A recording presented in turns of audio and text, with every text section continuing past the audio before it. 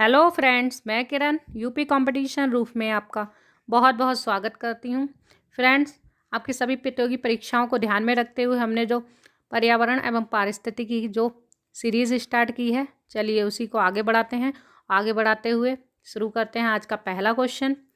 आज का पहला क्वेश्चन है, पारितंत्र में बाज का स्थान है। दोस्तों, क्वेश्चन इंपॉर्टेंट है, ध्यान दें। पारितंत्र में बाज का स्थान है। दोस्तों, इसके लिए सही आंसर होगा ऑप्शन नंबर सी, सर्वोच्च उपभोक्ता। नेक्स्ट क्वेश्चन, पारितंत्र में मानव है। पारितंत्र में मानव है, इसका सही आंसर होगा ऑप्शन नंबर ए, सर्वाहारी। नेक्स्ट क्वेश्चन, पोषण की दृष्टि से अपघटक होते हैं।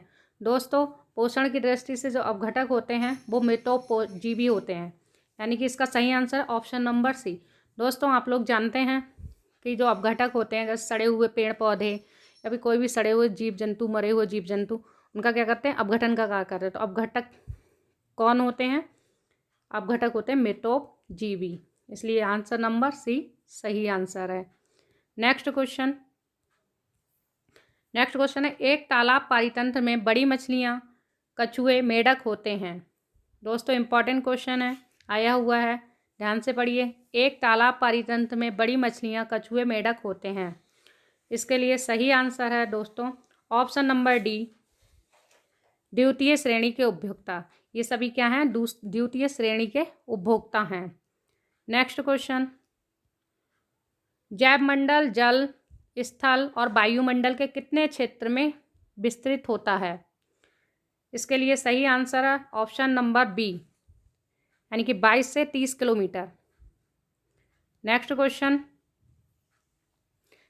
विश्व के सभी भौगोलिक परितंत्रों के संगठन को कहते हैं।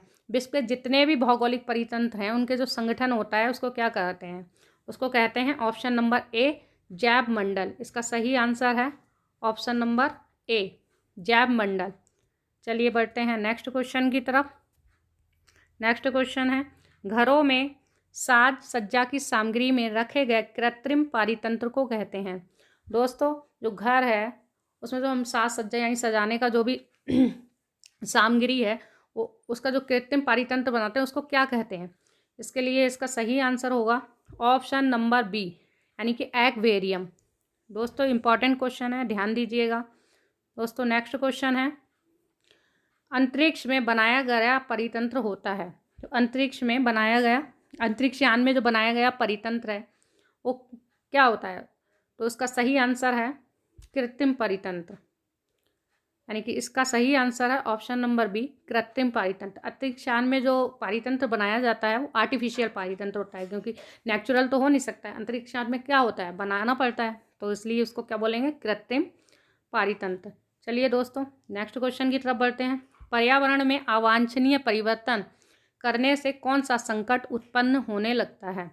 देखिए दोस्तों, पर्यावरण में अवांछनीय परिवर्तन करने से कौन सा संकट उत्पन्न होने लगता है? इसका जो सही आंसर होगा वो दोस्तों होगा ऑप्शन नंबर बी, यानी कि पारिस्थितिकी संकट। देखिए दोस्तों, ध्यान दीजिए, यहाँ पारितंत्र संकट नहीं होगा।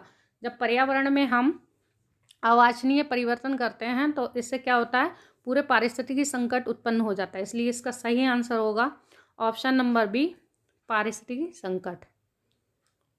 नेक्स्ट क्वेश्चन, मानव निर्मित पारिस्थितिकी तंत्र कौन सा है? यानी कि इनमें से देखिए दोस्तों, मानव निर्मित पारिस्थितिकी तंत्र कौन सा है? इसका सही आंसर होगा ऑप्शन नंबर बी,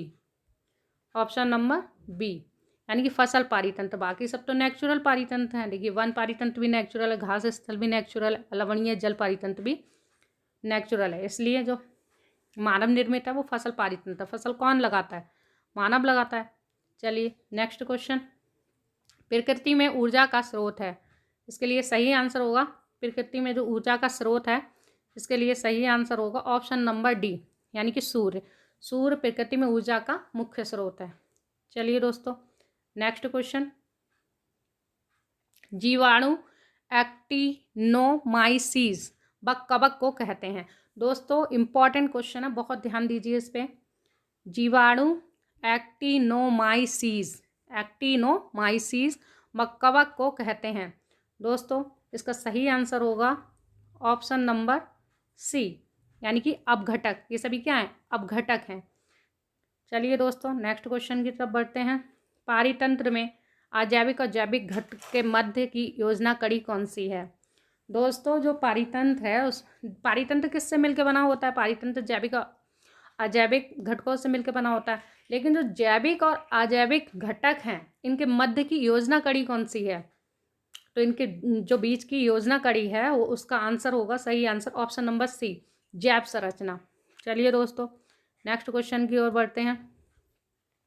एक पारितंत्र में कौन से दो घटक होते हैं? देखिए दोस्तों अभी अभी मैंने आपको बताया कि जो पारितंत्र है वो जीवीय और अजीवीय घटकों से मिलकर बना होता है, जैविक और अजैविक घटकों से मिलकर बना होता है। तो इस क्वेश्चन के लिए सही आंसर होगा ऑप्शन नंबर बी, यानी कि जीवीय तथा अजीवीय घटक। चलिए दोस्तों नेक्स्ट क्वेश्चन की ओर बढ़ते हैं। प्रकृति में सर्प पादपों पर निर्भर कीटों को खाते हैं।